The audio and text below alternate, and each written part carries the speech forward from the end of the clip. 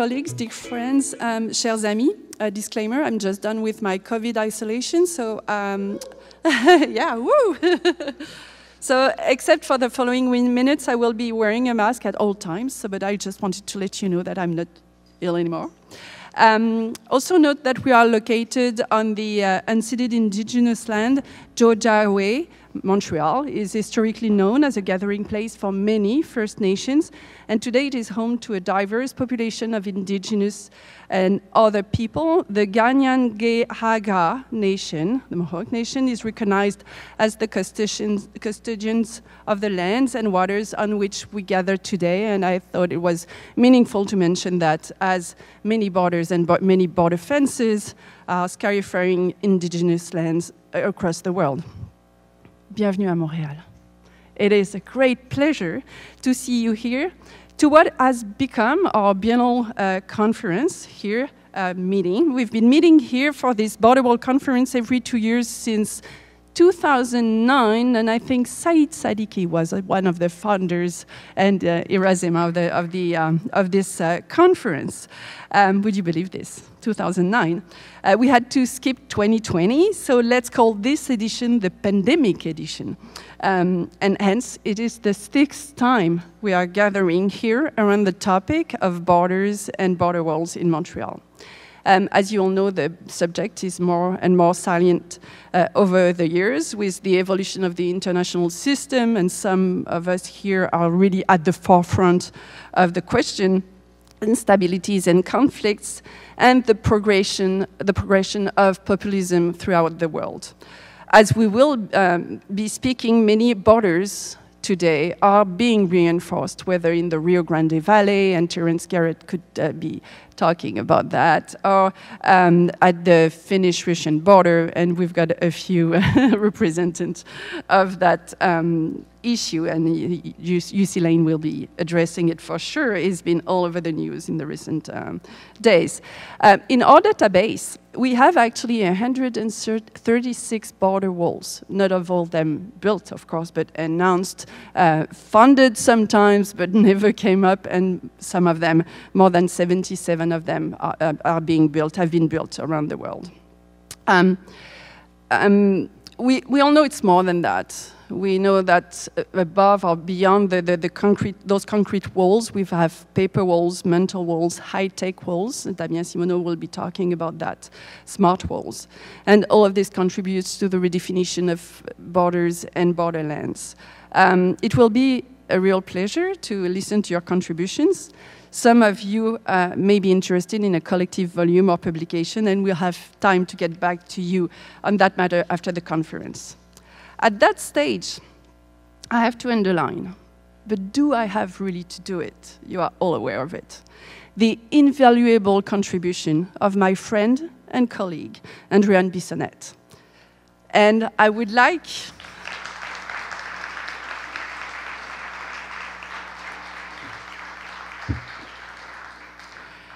And I would like to take a second, you will have to do that again, to congratulate her, since she has written the final words and submitted her PhD thesis this week.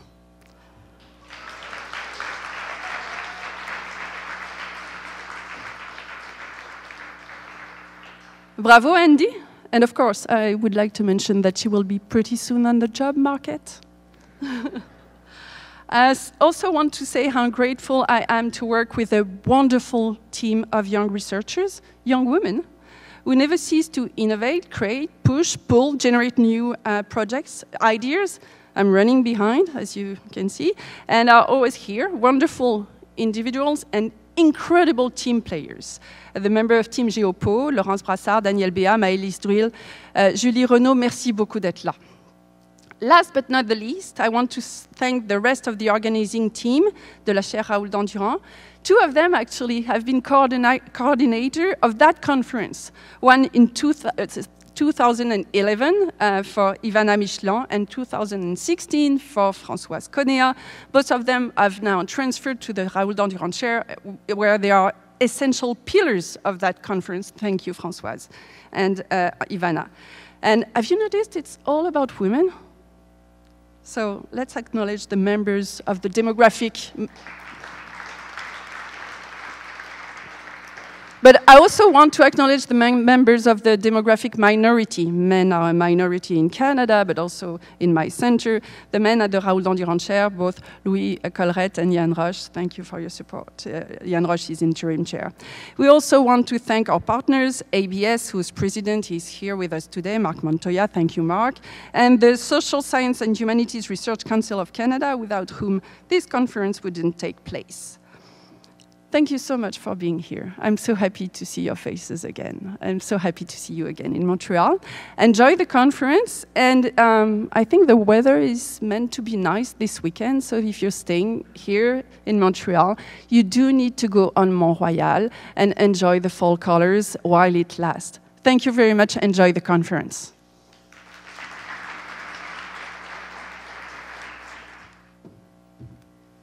Hi, good morning. Thank you for being here today, and thank you, Élisabeth, for allowing me to, again this year, co-organize this conference. It's always a pleasure, and as you mentioned, I will soon have new projects, so it's a pleasure to be here with you again this year. So I will be introducing our first keynotes to start us off on a great note. So we have the pleasure to have with us the authors of the Border Chronicle, which is a website and newsletter bringing you quality journalism and in-depth interviews about all things related to borders, with a focus on the US-Mexico border. So we have Todd Miller, who has researched and wrote about border and border walls for over 20 years. He currently resides in Tucson, Arizona, but he previously lived in Mexico, as well as grew up along the US-Canada border. So let's just say that borders have been a part of his life for many, many years. And he also had authored 4 books relating to border issues, including his most recent, Build Bridges, Not Walls.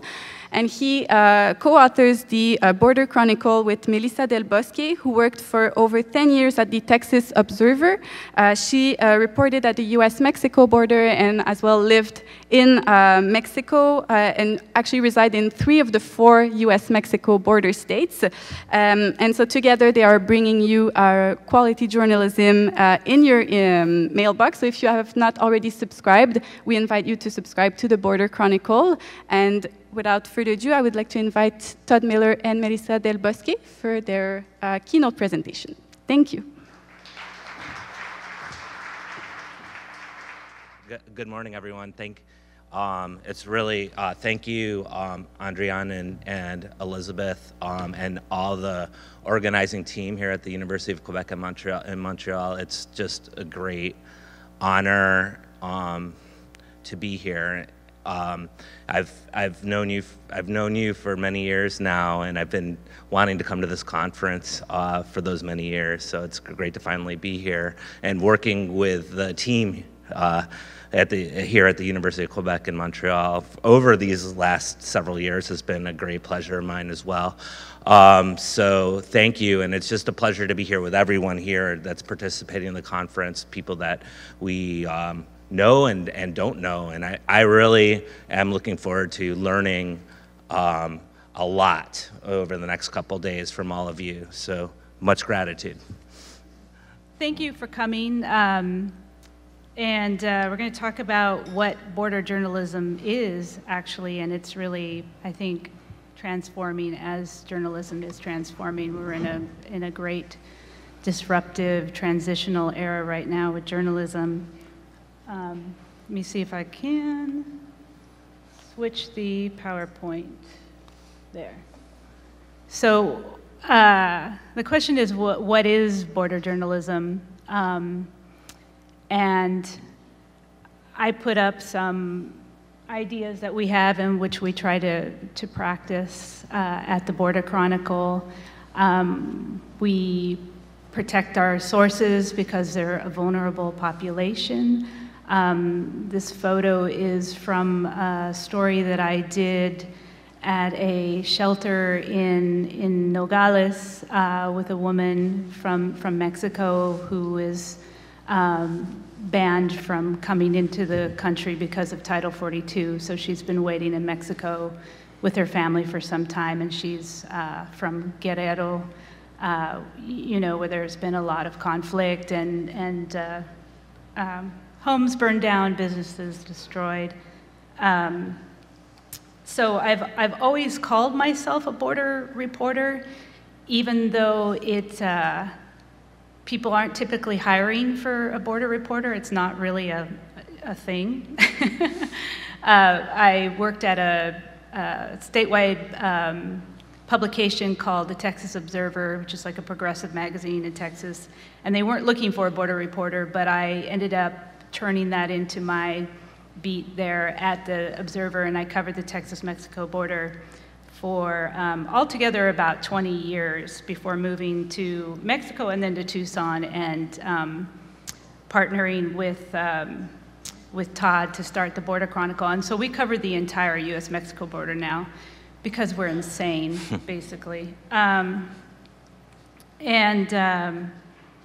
So a border reporter is not just an immigration reporter. I think, as some people will think, it's basically everything. It's environment, it's climate change, it's policy, politics. There's a lot of things wrapped up under that category. And I guess one of the questions Élisabeth wanted us to answer, and there will be a Q&A at the end of this, because I imagine you all will have questions, is what is it like to be a border reporter now? Because I've been doing it since 1998, and I can tell you it's changed quite a lot. Let me see here. Oop, backwards. As you can see, these are just some examples where the Dallas Morning News, which is the biggest newspaper in Texas, had more than a dozen people dedicated in the 90s to covering the border and Mexico.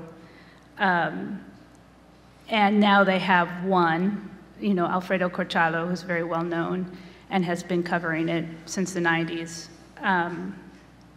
And, you know, the business model for journalism is completely disintegrated. So, so there's all the bureaus have closed, basically. And at the same time, the border didn't used to be so politicized as it is now. It's constantly being mentioned, and it's really been weaponized by authoritarian movements, and in America by the Republican Party, especially leading up to the midterm elections, which are coming up on November 8th. We've been hearing nonstop in the United States about fear-mongering over the border, and, you know, we're being invaded. And so basically covering the border as a journalist is like people yelling all the time. So how do you cut through all of that noise and reach people with what is really happening at the border? And that's really, really challenging. See here. So we started the Border Chronicle in September of 2021. And we got we're on this platform called Substack, which some of you may be familiar with. A lot of journalists have migrated to this platform. It's a newsletter format, so you receive it in your email inbox, which I know people have sort of conflicts with their email inboxes that just pile up with emails. But we publish twice a week, and we also have a podcast as well. Since, you know, the business model for journalism has disintegrated, a lot of people are moving to this format, a lot of journalists. And I mean, the nice thing about it is that you have a closer relationship with your readers. They subscribe to us if they like us. We don't have to, not everybody has to like us, just people who are really, really interested in the larger issues that are affecting the border, like climate change, migration, surveillance, border walls. We tackle a lot of larger topics and put it in context with history from the perspective of border communities. Having covered the border for so long, I've spent years convincing editors in New York, where most of the major media organizations are based in New York. And I can tell you that they're not interested in the border, really. And they're not interested in Mexico, and they're not interested in Latin America. So I've spent many, many years trying to convince editors in New York why the border matters, why it's important, why does Latin America matter. And so, you know, we're really not making any money in this endeavor, but I can tell you it's incredibly rewarding to finally be able to do the kind of coverage that we want to do without having to convince a gatekeeper in New York who doesn't care anyway. So it's totally, totally worth it. And so now there's just a million tech platforms. There's Instagram, there's Facebook, there's Twitter, there's Snapchat, which my 14-year-old son is constantly on all the time. And so it's how do you get noticed because you're in this sea of platforms. So that's also been a challenge. I know we use Twitter a lot and Facebook, and you know, so we're always trying to sort of get it out there, but it does feel like you're kind of in this sea of different platforms and trying to reach people in different places, and you're not really sure if you're really reaching people or not. So we qualified for this Substack Local Reporting Fellowship in 2021, and they chose a dozen people from around the world. It was sort of a misleading title because it was a local reporting fellowship, but people from Brazil, Africa were chosen for the fellowship, and so they supported us for 1 year with a salary and a small stipend for our health care, and that ran out last month. So now we're on our own. Okay, so I'll just go through a few stories that we have been covering. This is a militia group called Veterans on Patrol, and they are run by a longtime troublemaker named Michael Lewis Meyer, who people in Tucson call Screwy Louie. And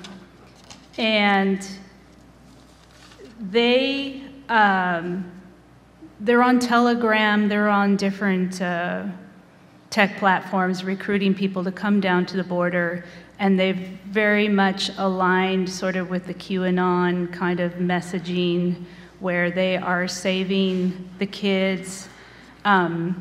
This is near Sassabee, Arizona. I don't know, some of you have probably been down there,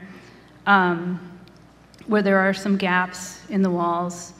And so unaccompanied minors come to these gaps, and then they present themselves to Border Patrol, but the militia has been camped out at these gaps and receiving the children and spending several hours with them because the kids come at night and the Border Patrol are not there. And so they have been, they've been apprehending the kids, talking to them, taking down their personal information, and then following up with their relatives in the United States, in some cases going to their homes. They believe that they've also attacked humanitarian organizations like Humane Borders and destroyed their water stations, and they're pretty heavily armed. This woman, Butterfly, when I first met her, was licking a hunting knife, and she was wearing a pistol on her waist, so that was really charming.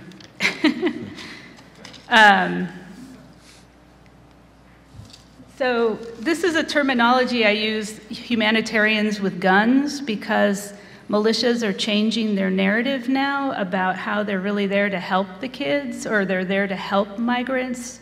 They're not, you know, hunting them now, they're helping them, and it's very much aligned with the sort of QAnon messaging of they're saving the children from sex traffickers and pedophiles and satanic pedophiles. You know, they use this kind of terminology. And they're very heavily armed, and they say they're doing God's work. They're also very much aligned with the January 6th. A lot of them were at the January 6th movement, and they also work with local police and border patrol at times. You all are very lucky because I was going to show you a 2-minute clip of Texas's Lieutenant Governor Dan Patrick talking about the Great Replacement theory and invasion messaging on Fox News, which if you live in the United States, we've heard like nonstop now ever since Biden was elected. So the GOP, the Republican Party, has really embraced messaging around the Great Replacement, which is a white supremacist theory about the Democrats are allowing black and brown immigrants to cross the border to replace white voters.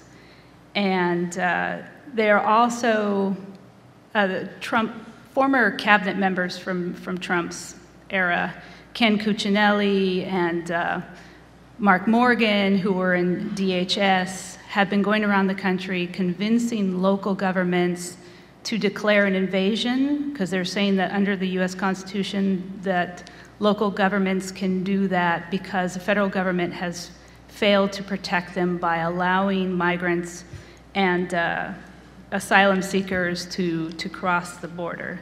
So in this clip, he talks about how Biden and the Democrats are purposefully allowing people to cross, and that it is an invasion, and that it's a revolution, and that people need to wake up.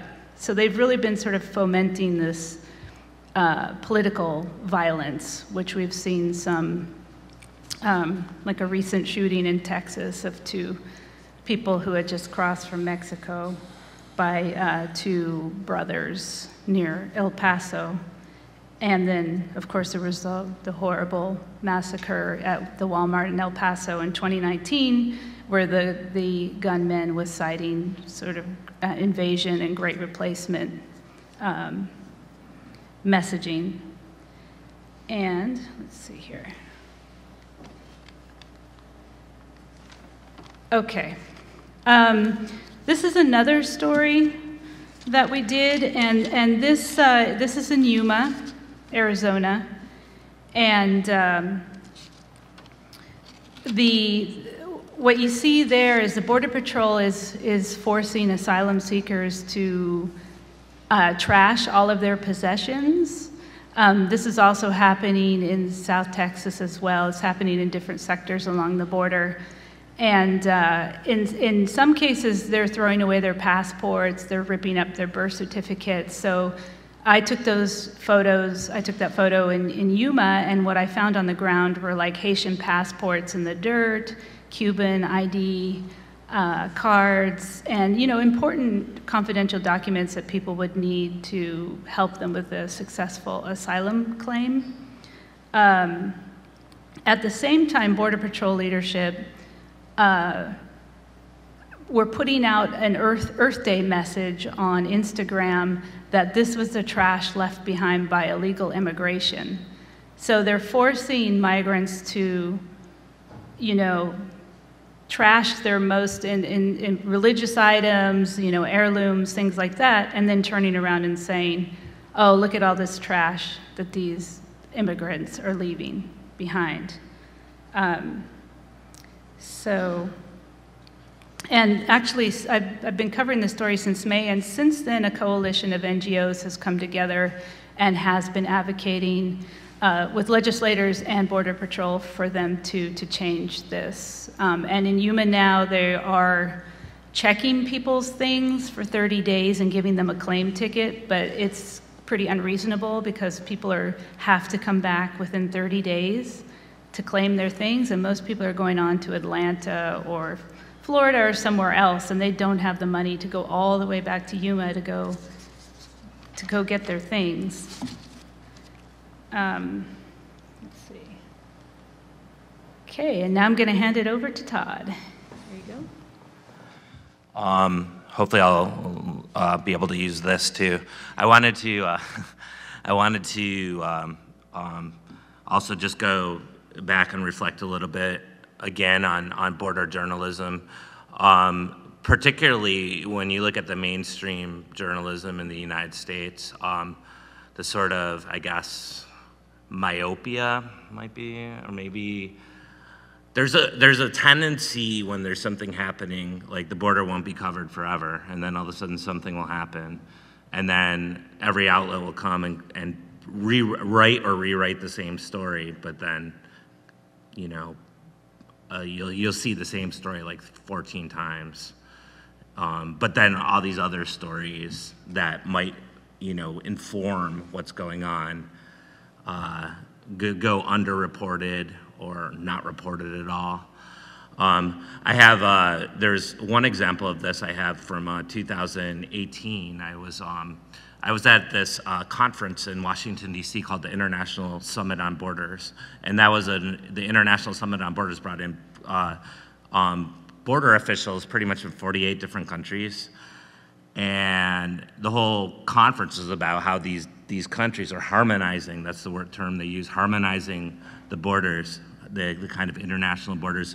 So each border was harmonized with another, the borders are harmonized with each other. So basically cooperating, different countries are cooperating with each other to give a more global understanding of what the border is. And when I was there, I was happy to see that there's a National Public Radio reporter present that was actually, you know, going to report, I thought going to report on this conference that was going on. But mind you, it was 2018. So you remember what was happening in 2018, right? In the summer of 2018 or June of 2018, that's when the Trump administration was separating families very blatantly right in front of TV cameras. And it was getting a lot of coverage, rightly so, in the media. And so Kevin McLennan, do you all remember him? I might be pronouncing his name wrong. What? McAleenan, the former commissioner of the Customs and Border Protection, CBP. He was giving the keynote to the, much like us right now, I guess, but different. Giving the keynote at this International Summit on Borders, and he was talking about U.S. border externalization, right? How the United States was extending its borders into other places around the world, and at the end, there wasn't a time for questions, but the National Public the NPR reporter raised her hand and asked about the family separation. And of course, what did McAleenan answer? He just gave basically a standard answer and said, oh, it's the smugglers, right? It's the smugglers. And that was that. I mean, this is the answer that he gave, you know, probably 100 times in those few weeks that it was getting a lot of coverage. But then I thought, well, yeah, but it's great that NPR will stay there and cover this, because this is going to be this is a big deal, right? They're talking about what CBP is calling one of their big strategies, pushing out the borders. And but lo and behold, the NPR reporter after that, she got the one question and disappeared. And I'm not bringing this up to necessarily criticize the NPR reporter. I'm just saying how things roll sometimes, right? Like there's a story that's being covered. It's being covered a lot, but there's a bigger story. There's a tendency to look at the tree, right, and describe the tree with great detail. But then the forest itself, the forest around the tree, sometimes gets ignored or even omitted. And that's one of the things I think we're trying to do. Our passion, really, I would say, with the Border Chronicle, is to look at those trees, look at the forest, right? To try to bring the forest in those contexts, in that historic context. I'm not sure if I'm supposed to. No, not yet.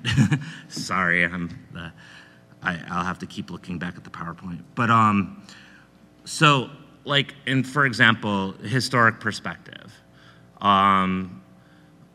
And another example, I'm reminded in the 2018, there was a picture, I think it was CNN that posted a picture of immigration detention where there was a lot of kids crowded in an immigration detention, I think in South Texas. And it turns out that that picture was from 2014. And if you remember, there was an unaccompanied minor crisis of people crossing the border in 2014. And I bring that up because there, yet again, you have the 2018 coverage of family separations, but then using 2014. But it's almost as if 2014 was forgotten, or there was a sort of historic forgetting of some huge events that were actually really well covered by the mainstream media. And so what we try to do at the Border Chronicle and what I've tried to do in my journalism just in general over many years is really look at that historic perspective and try to bring in that historic perspective. Like, what does it mean from a U.S. border perspective that, say, in 1994, there was a budget of $1.5 billion through the Immigration and Naturalization Service for border and immigration enforcement? And then what does it mean that that annual budget has gone up every single year? Year after year, it just constantly goes up. And this is since, I use 1994, I could go even earlier, of course, but 1994, because that's when the prevention through deterrence strategy was first, the memo, the Border Patrol Memorandum for Prevention Through Deterrence was put out on the U.S.-Mexico border. Of course, prevention through the deterrence strategies were used in the Caribbean before that. And so what does that mean that in 2023 in the United States, now the border and immigration enforcement budget, now translated, if you take the budgets of CBP and ICE and put them together, is going to be $26 billion. What does this historic, the never unprecedented growth of the border apparatus from a US perspective, and I would argue from a global perspective as well, what does that mean when we're looking at the 2018 stuff, when you're looking at the 2014 stuff? What does it mean when there is, if you look between 2008 and 2020, that 105,000 contracts were given by CBP and ICE to private companies. 105,000 contracts to private companies worth $55 billion. And the $55 billion, that total is more than the total accumulated budgets for border and immigration enforcement from 1975 to 2002, which amounted to $52 billion. So what has gone, when you start bringing in these historical data points, how do we report that and bring that into our reporting? Like the question of a border industrial complex. A border industrial complex. Is that something that's happening? Is that something we should be paying attention to? Should we be looking at the different, the dynamics therein, the companies that are making money out of it, and the fact that these borders have risen, the border budgets have risen over multiple administrations in bipartisan fashion? Should that not be something that we examine in our reporting and become something that's a big deal in our reporting? And then finally, and you can see that behind me is a robotic dog, and I put the robotic dog up first to looking at the transition from the Trump administration to the Biden administration. And if you look at the first documents the Biden administration was putting out when it came into power, it said, we're going to not build another foot of wall. And that's one thing that they said. Of course, as we know, as most people know, that's not exactly true. But also that then they said, we're going to focus on technology. And the technology and the idea that technology is a more quote unquote humane approach to border enforcement. That's the kind of messaging that was put forth. And of course, like in February of this year, Department of Homeland Security Science and Technology Department put out the fact that these robotic dogs have been tested by Customs and Border Protection. And this picture that I took, and you can see the robots that feel the world, right? That's the slogan. That was a picture I took at the Border Security Expo that took place in San Antonio in March, and that during that I was with a vendor, and the vendor, that gold chrome dog came up to me and started wagging its tail. It has a little antenna for a tail, and then while I was looking at the dog, another man stood next to me and said, "Is that weaponized? Can you weaponize this dog?" And mind you, they were talking about not only one dog, but dogs in packs, like that could possibly, patrol the border, like automated border patrol agents. And the vendor said, yes, of course. And he talked about how these dogs could be weaponized. And then the vendor, then I asked the vendor, are they being deployed? And he said yes. And then I asked Raoul Ortiz, who's the I met with later, who's the Border Patrol chief, are these dogs being weaponized? Or not weaponized, are they being deployed? And he said no, so there you have it. But they've been tested, and they could very well be deployed at any moment. And so in a way, like the robo-dog, in a way, you could say is the border wall of the Biden administration. But that's on one hand, but on the other hand, that's reductive, right? Because the technology itself has been developed over years through multiple administrations. Of course, the Trump administration, and although there was much concentration on the wall, was definitely developing technology, and the technology, and we're talking towers, drone systems, and of course, we're going to talk about this. We have experts that are going to talk about these issues here in the next couple days, probably today. And so those sorts of, looking at that and looking at the technology, and if you go to the Border Patrol will talk about not just the border wall, they'll talk about a border wall system, and make it a point that the border wall system is composed of walls and barriers, but also technology and personnel. That's what they always say. It's three-pronged border wall system. And so, and then one last thing about the technology, and as I'm wrapping up a little bit here, is that, looking at the border itself, as we'll hear, and I just saw Ben Mueller, right? The digitized border, right, is just becoming more and more a prominent thing. And these are all these things we try to cover at the Border Chronicle. But remember Kevin McAleenan? Well, guess what he does now? Anybody know? Right, he works for a private company called Pangiam, I believe that's how it's pronounced, which is actually got the contract with Customs and Border Protection to deploy facial recognition technology. So if you thought he disappeared, wrong, he's still around. And he's very much actively in, like, now the biometric, like the biggest biometrics that CBP is deploying is facial recognition.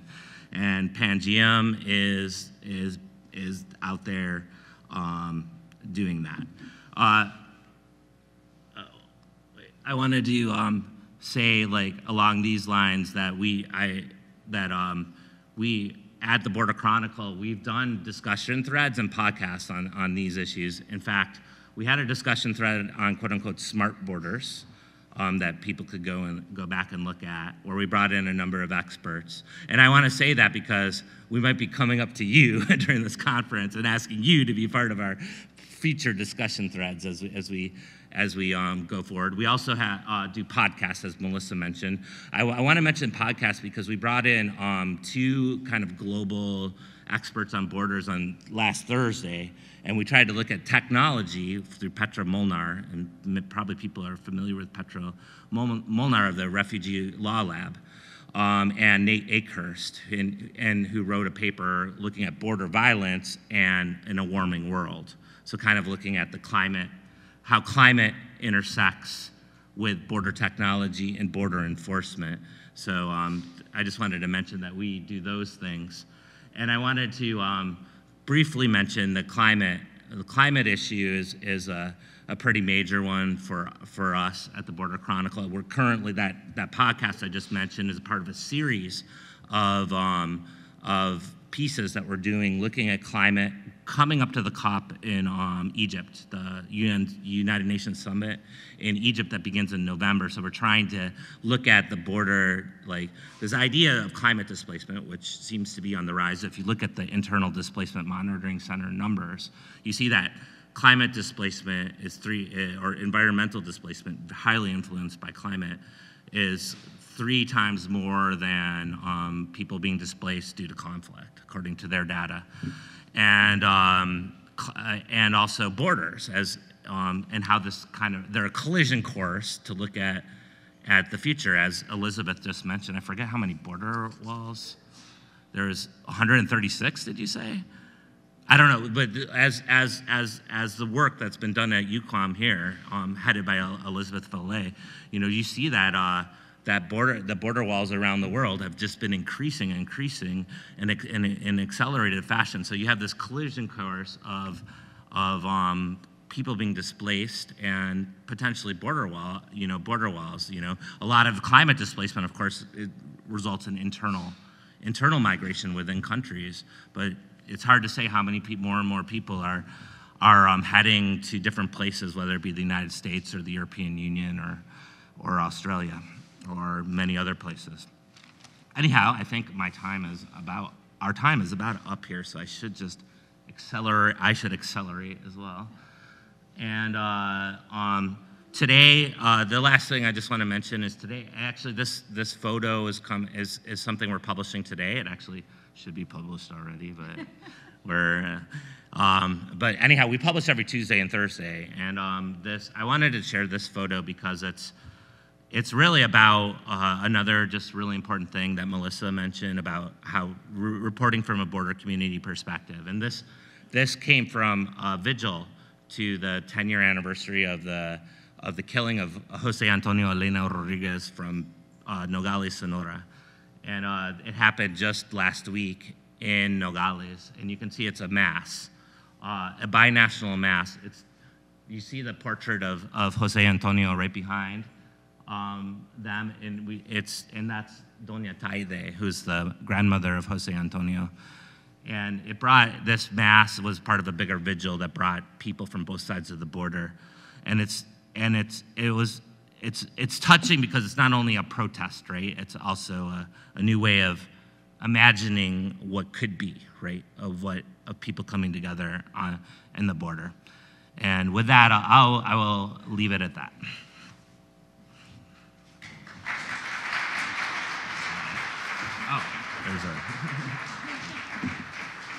Thank you very much, Todd and Melissa. It was really informative, and it's great to see how all the work that comes behind the newsletter that we get twice a week and read religiously. So it's always interesting to see how it all comes together. So we have about 15 minutes for questions. So if you have questions, we invite you to come to the microphone in the front and ask your question directly in the microphone. So if there's, I can maybe start off with one question, and that it'll leave you the time to come up in the front. So one of the questions that I had was whether, while doing your work in the field, is there something that people doing research that are missing? Is there like something that you're seeing that is increasing right now? So I know you mentioned climate change and the papers that are being ripped off, but is there something that we're not discussing enough that you see as reporters in the field? Do you want to go? Yeah, thanks for that question. I think just by looking at, for example, the different themes that will be discussed here in the next few days, I look at them and, you know, it's hard, there's so many that it's hard to list all of them, but I say, wow, I can't wait for this panel. One thing that I always think is that there is like a lot of really excellent research out there that sometimes doesn't, that needs to get out, right? Like there's you know, where my critiques often lie is with the kind of mainstream media depiction in stuff that we mentioned when we were talking, but there's so much, like, for example, academic research that goes into really in-depth looking at things, empirical research that I like to, that I'm always like scouring, you know, trying to find, you know, and I think there's so much out there that just needs to get out into the world more. I'm sure there's, you know, with the border and immigration enforcement and all the different elements there, it's so evolving, it's constantly evolving. There's so many different things, there's changes, it changes sometimes day to day. So it's always good to be on top of all that, but it's I think like there's a lot of research out there, and I think that is tapping into it more, and that's what I hope to do. Hello, thanks a lot. It was an amazing talk and very inspirational in many ways. Your books are too. My questions goes a little the same way that Andriane proceeded, is what do you expect of us academics?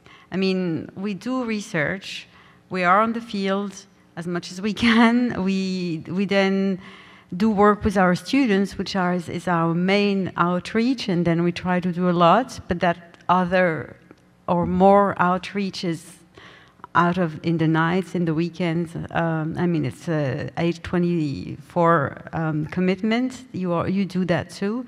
So what do you expect of us in terms of outreach? How do you read us? How would you find us? How do you not find us?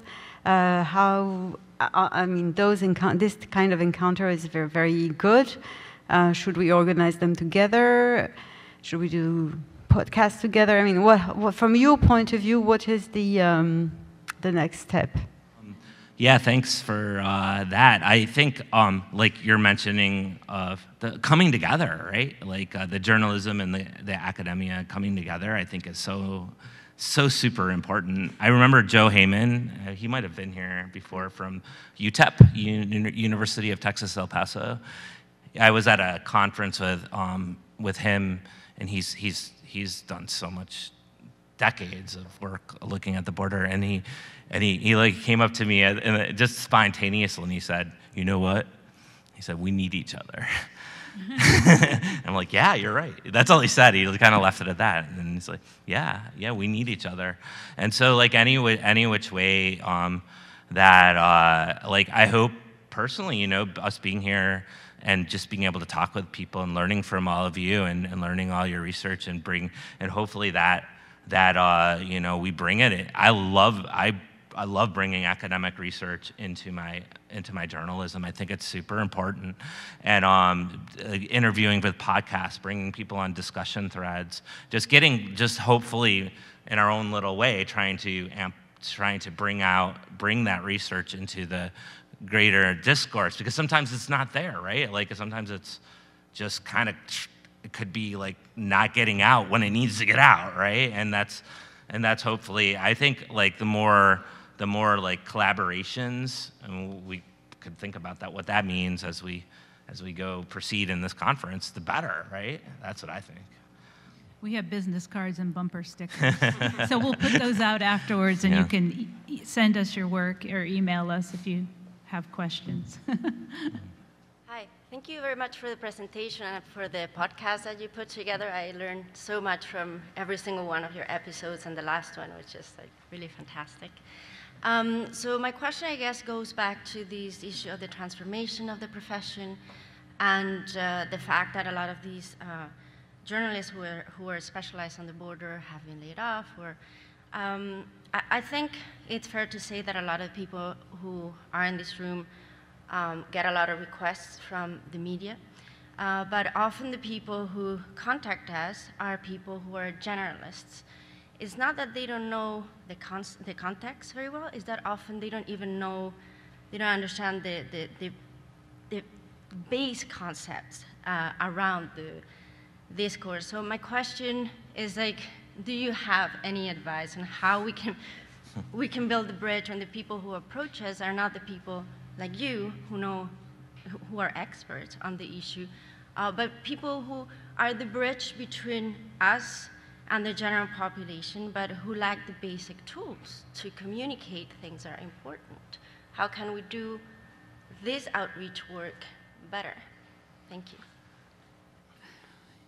Yeah, that's a very good question, and that's something that I hear a lot from sources who I speak to about stories, is this frustration with having to start from ground zero over and over again on, specifically hot button topics where you're getting multiple calls from journalists and you have to educate every single person who calls you, and it takes a lot of time. And I'm not really sure how to answer that. The issue with journalism now is because it's so volatile. Most reporters are very young and they leave by the time they're in their 30s. So the fact that we are still doing it in our 50s, we're like dinosaurs, But it takes so many years to accumulate that knowledge. So it's really unfortunate that by the time people do, they've left and moved on to something that's much more financially rewarding or stable.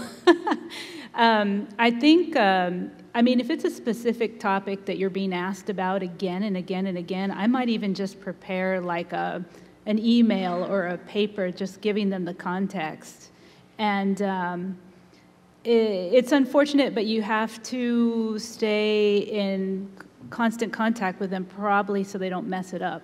I hate to say that. I don't know if there's a workaround really to save your time and energy, other than to maybe have like a one-pager for them that gives the context of the issue, to at least hopefully you get them to that level. And then, because a lot of times they don't even know what questions to ask you, so they're sort of fumbling, trying to figure out what to even ask you. And yeah, that's a tough spot to be in. And that soundbite, they're looking for a soundbite, right? And yeah. Who's pretty masterful at this, I think, is Scott Nickel. Yes. I've seen him. He gets calls constantly from the media, and he's Scott Nickel. I'm going to point at him. He's right there. He's next in the panel, and he's spent a good amount of time with me, showing me around South Texas and the border walls, and he's probably the most knowledgeable person on border walls in probably almost the country, at least in that section of border wall in South Texas, for sure. So, yeah. Thank you. I think we have one last question. Hi.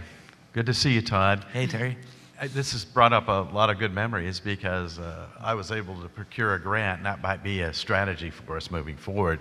In 2019, Todd was our keynote speaker for a Homeland, we had to call it a Homeland Security Conference because we had to disguise it as something that might be palatable to Admiral McRaven at the time, who was Chancellor. But anyway, so we were able to bring Todd down to South Texas. I believe it was the first time he'd been to Brownsville in that area. And so I just want to say we need probably to think about, talking about you two, and I'm glad to finally see Melissa Del Bosque in person. We probably need to work together more, right? What kind of strategies might you do other than, I'm glad to see you're here today, but what else do you think we possibly may be able to do to sort of continue sort of this dialogue, this getting together again? Thank you. I guess as you all are talking about this, and Todd and I were talking about this too, I guess one of the barriers for journalists with academic work, which is so informative and so helpful, is some of the jargon, like words like securitization and things like that are hard for journalists because we have to translate it into something more common, I guess. But I was thinking maybe we could come and do workshops for academic groups who want to know more about how to work with journalists or how to, you know, give them that one pager if that's useful, you know, because I know there's a lot of journalism is very mystifying for a lot of people who have to deal with journalists, especially now with it being in such a transitory phase. So you know, we would probably be happy to do that if it was useful. Yeah, totally. And anytime, like Terry, I think you just wrote a paper that you sent me, and just said by sending me the paper, like getting articles, you know, anything that you all are producing and having access to that and being able to get that as well, I think is very helpful. But you'll have to pay our way because we're broke. True. Because we're journalists. Don't want to miss anyone. Was there any other questions? Yeah. So maybe we can take both questions and then have. Thank you very much, and thank you all for being here. This is wonderful and this is great, but how do we get to policymakers? How do we get for the government of the United States to change its policies? That would be my question. Thank you. So maybe we can take the other question and have you answer both. Sure. Hi, thanks for organizing the conference. So Melissa, basically what you were saying was journalism ignores the border, it ignores Latin America, it ignores Mexico, it's not a priority. And then I heard Todd saying, you know, what is moving from $1 million to billions of dollars on border spending, and really it's not humanitarian, it's all militarization. What does that mean?